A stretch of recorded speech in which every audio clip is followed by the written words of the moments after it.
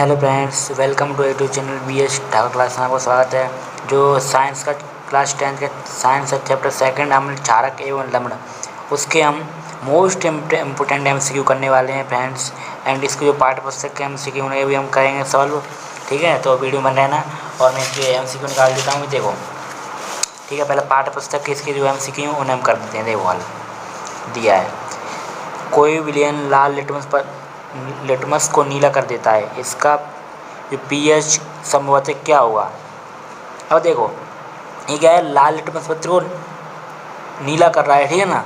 तो क्या होगा, ये क्षारक हो सकता है, ठीक है ना। क्षारक मतलब, और क्षारक का मान क्या होता है, 7 से अधिक और 14 से कम। तो देखो 7 से अधिक है 10, ऑप्शन डी क्लियर है यहाँ पर, ठीक है ना। आई थिंक आपको नजर आ रहा होगा, ये रहा।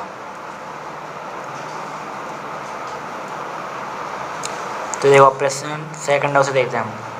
कोई विलयन अंडे के पिसे हुए कवच से अभिक्रिया कर एक गैस उत्पन्न करता है, इस चूने के पानी को दूरिया कर देती है, इस विलयन में क्या होगा, ठीक है ना। तो इसका जो ऑप्शन हमें निकालना है, तो इसका जो ऑप्शन है बी ऑप्शन क्लियर है, HCl, ठीक है, हाइड्रोक्लोरिक अम्ल। इसे देखना है, इसका मैं डायरेक्ट आंसर बता रहा हूँ यहाँ पे। देखो NaOH का 10 मिलियन विलयन HCl के 8 मिलियन विलयन के पूर्णतः उदासीन हो जाता है यदि हम उसी अलग नहीं बोला, हम यदि हम NaOH के उसी विलयन का 20 ml, देखो ये 10 का दोगुना कर दिया, ठीक है ना। तो उसे उदासीन करने के लिए HCl के उसी विलयन की कितनी मात्रा पर आवश्यक होगी। देखो ये 10 का दोगुना किया, 8 का दोगुना कर लीजिए, 10 का दोगुना 20, 8 का दोगुना 16, ऑप्शन नंबर डी क्लियर है, ठीक है ना। ठीक है, अब देखो हमें इसे देखें, अपच का अपसार करने के लिए निम्न में से किस औषधि का उपयोग किया जाता है। ये शिक्षा बोर्ड 2021-22 में है, ठीक है ना। तो इसमें देखो एंटीसिड, ऑप्शन नंबर सी क्लियर है, ठीक है ना। आप देख सकते हो इसे, बस नेक्स्ट प्रश्न करने वाले हैं। देखो ये सभी मोस्ट हैं, ठीक है ना, इन्हें आपको एकदम क्लियर करना है।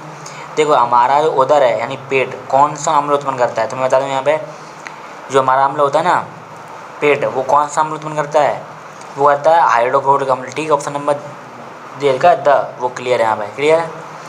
अब पढ़ें दांत, दूसरा प्रश्न, दांत साफ करने के लिए प्रयुक्त जो टूथपेस्ट की प्रकृति किस प्रकार की होती है, तो क्षारीय होती है। कौन सी होती है, क्षारीय, ऑप्शन नंबर क्लियर है।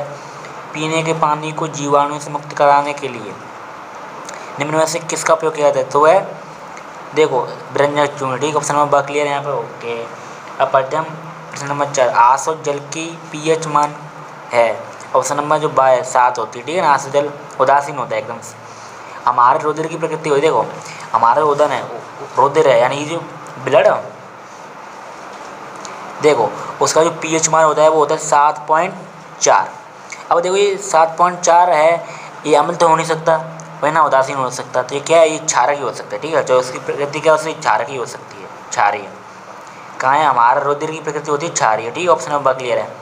अधातुओं का ऑक्साइड प्रकृति, देखो अधातुओं का ऑक्साइड प्रकृति होती है अम्लीय और धातुओं का ऑक्साइड प्रकृति होती है क्षारीय, ये आपको ध्यान रखना है, क्लियर है। देखो मैं यहाँ पर लिख के दिखा दूँ, धातु यानी मेटल ये होती है क्षारीय और अधातु, ठीक है, अधातु वो ये सेमेंटेशन यानी कि ये होती है अम्लीय, ये आपको ध्यान रखना है, ये मोस्ट है इस। अब हम बढ़ते आगे, कहाँ से पहुँचे, प्रश्न नंबर 7 पर पढ़े। सांद्र H2SO4 को जल में मिलाने पर कौन सी गैस मिलाने पर ऊष्मा उत्सर्जित होती है, ऊष्मा उत्सर्जित होती है, कोई परिवर्तन नहीं होता या विलयन गाढ़ा हो जाता है। तो ऑप्शन नंबर बाय ऊष्मा उत्सर्जित होती है, ठीक है ना। ठीक है, अब हम प्रश्न नंबर जो 8 में उसे देखें। बेकिंग सोडा को गर्म करने पर बना यौगिक है, वो होता है Na2CO3। मैंने इसका जो पाठ कराया था ना, इसमें बताया था, ठीक है ना। अब है प्रश्न नंबर 9, तनु सल्फ्यूरिक अम्ल की क्रिया निम्न में से किससे कराने पर हाइड्रोजन गैस निकलती है। तो देखो हम जड़न से कराएंगे तब निकलेगी, Mg से कराएंगे या फेरम Fe से, लोहा से कराएंगे, यानी सभी से कराने पर हाइड्रोजन गैस निकलेगी ना, H2, यानी ऑप्शन नंबर जो द है उपयुक्त सभी वो हो जाएगा, क्लियर है। अब देखो ताजे दूध का pH मान 6 होता है, जब वह दही में बदलता है तो pH का मान होता है, देखो दूध से जो दही होता है वो ज़्यादा खट्टा होता है। अब खट्टा बोले तो अम्ल और कड़वा बोले तो क्षारक। अब खट्टा हो रहा है यानी ये अम्लीयता उसमें बढ़ रही है, तो 7 से 7 तो होगा नहीं, उदासीन हो जाएगा, 7 से अधिक नहीं होगा, एक क्षारीय होता है। तो 6 से कम हो जाए, ठीक है। ऑप्शन नंबर ब क्लियर है यहाँ पे, ओके। अब हम आगे बढ़ते हैं फ्रेंड्स। देखो अब प्रश्न बढ़ने वाले 11 को। प्रश्न नंबर 11 कह रहा है हमसे कि कठोर जल को मृदु बनाने के लिए प्रयुक्त होने वाला यौगिक है। तो हम करेंगे इसमें क्या, सोडियम कार्बोनेट, ठीक है ना। ऑप्शन नंबर ब क्लियर है। देखें चींटी के डंक में पाया जाने वाला अम्ल, तो देखो मैं बताऊँ, चींटी के डंक में और जो एक पौधा पाया जाता है छागी पौधा होता है शाकीय, उसका नाम क्या है मेरे को अभी ध्यान नहीं आ रहा है, उसमें दोनों में मेथनॉल अम्ल पाया जाता है, ठीक है ना। तो ये आप ध्यान रखना है, इसका क्लियर है। अब देखते हैं प्रश्न नंबर 13, निम्न में से कौन सा गुण अम्लों में नहीं पाया जाता है। देखो अम्लों में नहीं पाया जाता तो अम्ल स्वाद में खट्टे होते हैं, भाई ये सही है।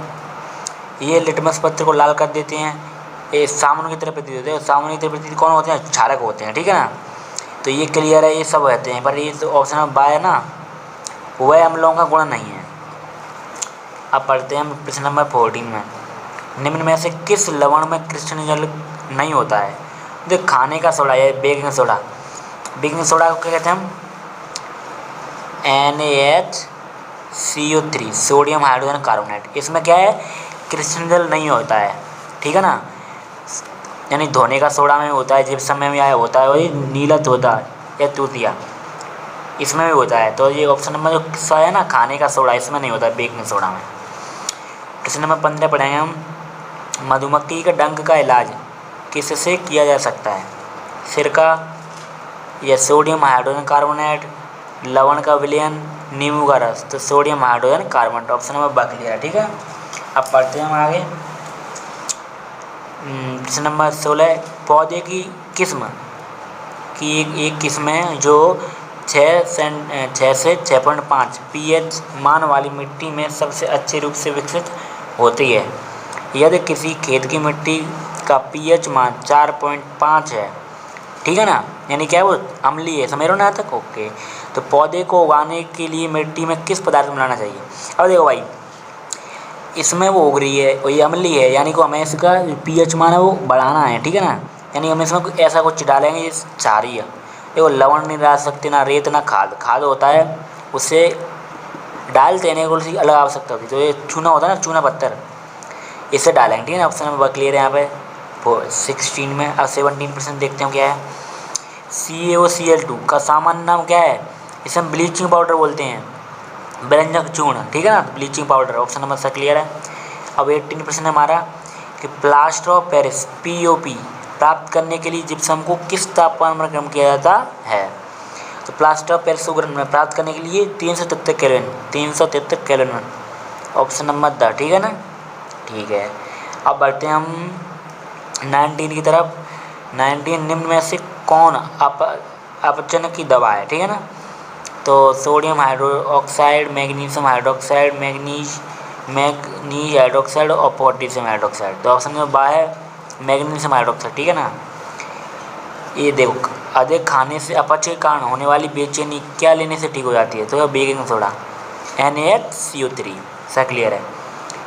अब देखो गाइस, ये प्रश्न और ये जो प्रश्न नंबर 14 एक जैसा है, और अगर ये आपको क्लियर है तो देखो ये वही एक ही प्रश्न है। और ये प्रश्न कब आया था, ये 2022 में, देख रहे हो, ये यानी ये प्रश्न 21वां प्रश्न ये मोस्ट है, 14 मोस्ट है, ये सभी वैसे मोस्ट हैं।